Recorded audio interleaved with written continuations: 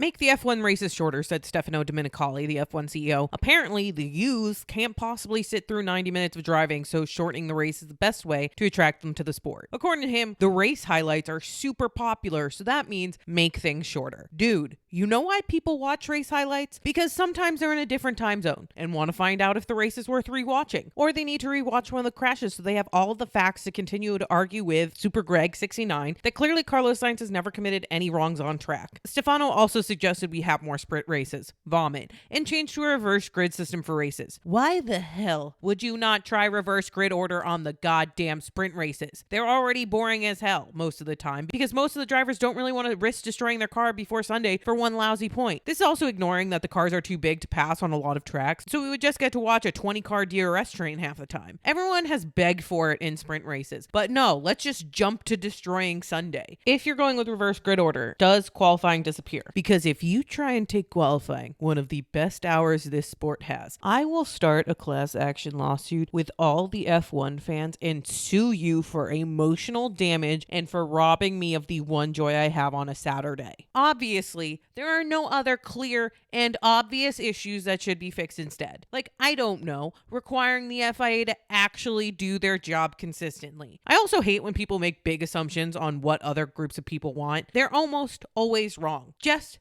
ask them. There are real problems with F1 that keep fans out of the sport, but it is certainly not because the races are too long. Maybe it's because of ineffective leaders making huge assumptions about what fans want instead of dealing with the ballooning cost of tickets that keep a huge amount of fans unable to attend races. How about we start there?